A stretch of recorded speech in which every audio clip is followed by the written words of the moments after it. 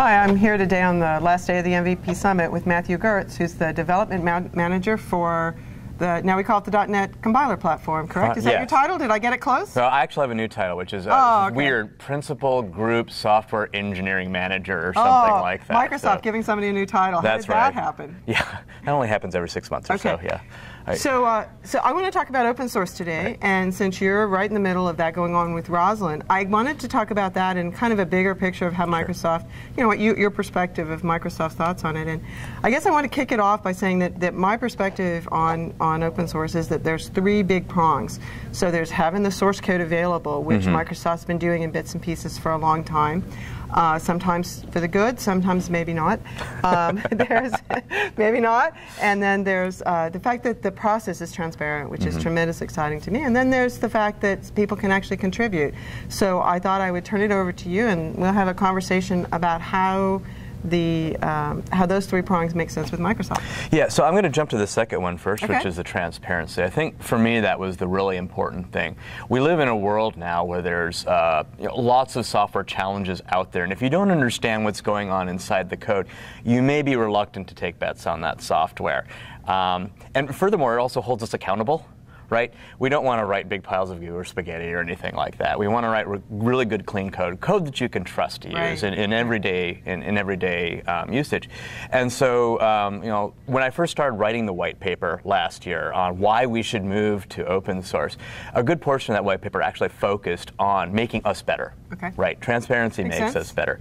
I'll go to the third one because the first one is the longer one. As far as taking polls go. We have this tremendously smart community out there, right, that can help us help them, right, help us do a better job. Now, do we think that lots of complicated language features are going to be coming from the community? Maybe not, right? We still need to own the language, right? We still have Anders up there. Papa Anders is telling us which way the language is going to go, and we've got Mads, you know, thinking deep thoughts about the direction of the language. And I heard he doesn't like the benevolent dictator. Well, I heard he doesn't like that. Well, it's because he's not so benevolent. No, I'm just kidding. I think he's not such a dictator. No, he's not such a dictator, actually. It's a very good relationship. But we have a vision for the direction that the language is going to go, and that's not going to go all cattywampus simply because other people are doing lots of pull requests, right? And it's taking lots of pull requests. But there is a lot of surface area to this product, and so, of course, people can contribute bug fixes, people can contribute, or we can get customers together and say, hey, we're interested in this language feature. You want to help out? Let's all get together and help out on this language feature. And of course, there's also infrastructure challenges as well that the community often knows a little better about how the code is going to be used and how we need to get it. Yeah, we actually had an incident last month where we let a script drop because we don't use it internally. It's just something just under our vision, but of course the community caught it and held us accountable, and we got it fixed up. And and that's really good. And then back to the first point, which is how did you phrase it? It was having the source code available. Having the source code available. So we've been doing that as a company for some time. It's something we call sources reference. Right. .NET BCL, I think, has been doing that for a long time. And at first it was motivated by the fact that there were certain governments that needed to see what was going on in the code. So Microsoft code could be accredited and they can use it in government situations. But again, it's almost more like transparency. I mean, the first 2 points are really close together. We want people to be able to see what it is that they're actually putting onto their machines and what is actually compiling out there. And I mean, people can come back to us and say, guess what? You're doing this wrong. Your complexity is wrong here. You're gacking at all the wrong times. You know, all this stuff is in the wrong place, right? We're smart, but we know the community is smart too. They can help us out a lot here. Actually, one of the things that really pushed it for me last year was trust. Do you trust us? Right. We want to help you trust us as much as we possibly can. Right. So, do you think that the changes outside in the broader community, particularly the web space, where we've got so much of the real solid, what people are actually using, is coming from community. You know, big pieces of the infrastructure are coming from community now, from database to development. So was that one of the drivers for why Microsoft took a look at this, because it was successul out in that broader community, or did it drive more from the inside? I absolutely think so. I think it was an interesting change for us the middle of last year. I'll be very candid here. The first half of last year, I was actually having lots of discussions on why we should do open source, right? And, you know, big, long, 9-page white papers and lots of discussions with the directors. And suddenly it was actually Scott Guthrie, who was looking out there at the community and saw exactly what you're describing there. And he said in his Scott Guthrie, we all need to move to open source. Open source is the thing we have to do. And suddenly I found myself not saying why we should move to open source, but when we should move to open source, and how we should move to open source. This is a big push across Microsoft right now. You know, as far as languages go, and we've always had F# out there from the beginning,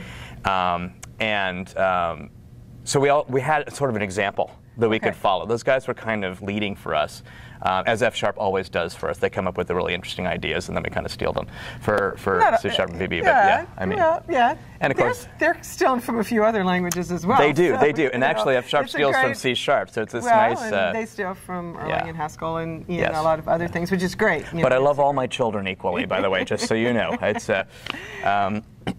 So that's great. So in terms of the transparency, getting back to that for a second, last I checked, I think we have more than 5,000 comments on the languages in the CodePlex conversations where that happens. And I know that's not the only place where community is happening, but you've been right in the middle of the fact that Roslyn had a struggle getting started with open source in terms of people compiling it. This is hard. That's been right in your lap. You're the one people have been screaming at. Yeah. Well, no, it's not screaming.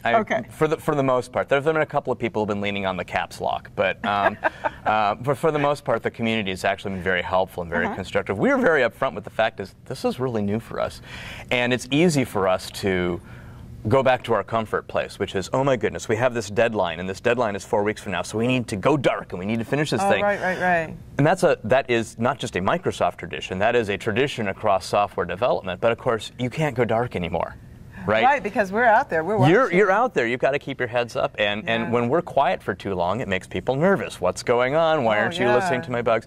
We don't have infrastructure right now that successfully communicates from our closed code to our open code. So for example, we use TFS internally to track bugs. You guys can't see that. I'm sorry about that. We need to move to a bug system where you can actually see what is going on. So you know that when you file a bug that we're actually doing something about it. When you file a pull request, we're actually tracking that thing and making sure that the right things are happening. Some of that infrastructure is evolving now, and we have these 3-week sprints. We're in sprint 74 right now. We're taking sprint 74 and 75 to kind of improve some of this so that it's going to be a lot more transparent as to what we're doing. But the other half of this is cultural, right? We have to live it and breathe it and realize that we're part of a big team that involves everybody out there. Now, we're the inner circle of that team. We're still driving the direction. As I said, we're not going to let everything go off in 17 different directions. But nevertheless, you're part of our team, and we know that you'll help us write code, and if we ask you to come over, help us wash the dishes and things like that. Babysit the kids. Babysit the kids. Dog, exactly. No problem. Right. And we're going to make mistakes, and when we make mistakes, the right thing to do is to say, we made a mistake. Thank you for pointing that out. We will fix that thing. It's not out of malice. Assume it's just because we're really, really busy. In the last few weeks, what we've been doing is trying to shut down the Roslyn API layer and make it solid. That takes a lot of work. It isn't just work for my compiler team, but it's also work for my IDE team to keep up with those changes, right? And so we had to go a little dark to finish that up in order to have something coming out. Don't you think the community can work with that if they know that it's happening, it's temporary, and there's we a need to reason communicate for it? more. Yes, right. So just to be clear, so we've got Roslyn and the API layer and all this stuff that's going on, and then sitting on top of that, we have the languages and we have the IDE, which is Visual Studio primarily. So you want to get Roslyn locked down on the API level so that they can do their work heading towards a release whenever we see that release. Every time we change an API, we churn everybody in an exponentially growing fashion, right? Just one tiny API change means every single team in Visual Studio suddenly needs to stop what they're doing and change their code when they were planning to do something else that day, right? They weren't really planning on doing that. You know, even our own IDE piece, which is closed, has to follow that. Now, we are hoping to open source more of our stuff in the coming year. And I'm speaking specifically about the Roslyn stuff, like Roslyn IDE, so forth. So that we don't have those weird disconnects that we have right now. For example, if you build the Roslyn compiler and you want to use it inside Visual Studio, well, you're using inside of Visual Studio Preview, which is anywhere from a week to 3 months old, right? Visual Studio isn't expecting all those API changes, and it's going to break. So we have this very convoluted process right now that allows you to try out your changes in an old version of Visual Studio, and then you have to port them forward. Now, but that mostly affects your teams more than people outside. It affects customers who want to try out their stuff in Visual Studio, right? I haven't done that yet. So I haven't encountered it. And it's a pain point, right? And most people haven't encountered that. But it's the kind of thing that if we open source our Roslyn IDE portions, suddenly those stay in sync, right? You don't have that problem anymore. You'll still have a problem with other bits of Visual Studio which are using compiler APIs, but those are smaller, right? Much smaller.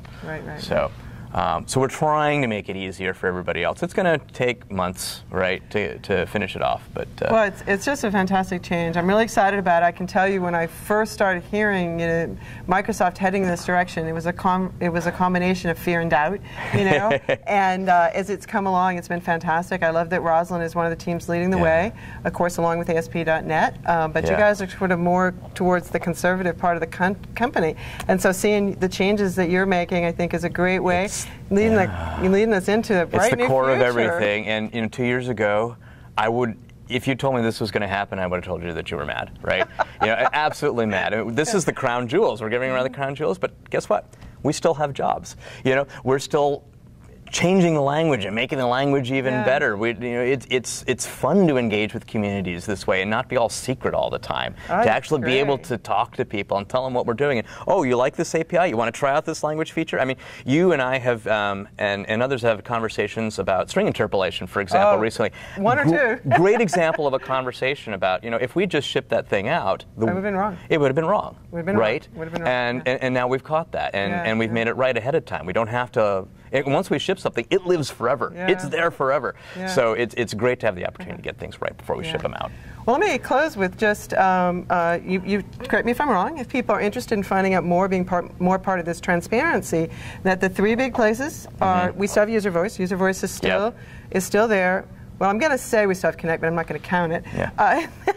The Codeplex sites, where there's some really involved discussions, there's nobody who listens to all those discussions without getting a headache. And then you've got Send a Smile, Send a Frown. You guys love that. And just as a kind of a teaser here, we are working on a move to GitHub as well. So can't promise when that's going to happen. That'd be great. But we're working on that right now. Yeah, Codeplex discussions are a little bit painful, and then also with GitHub, it'll be easier to have a wiki that it can be, hopefully, a little bit of community involvement in a wiki to guide people through some processes. That'd be awesome. It's a better API layer for us too. We can create better tools to communicate back and forth with our code at Microsoft. Well, and you already said you were on TFS, so I'm going to cross my fingers. It's going to be a little bit of TFS GitHub joy that comes along to the We'll get it figured out. We'll get it figured out. That's great. Well, thanks for watching, and have a great week.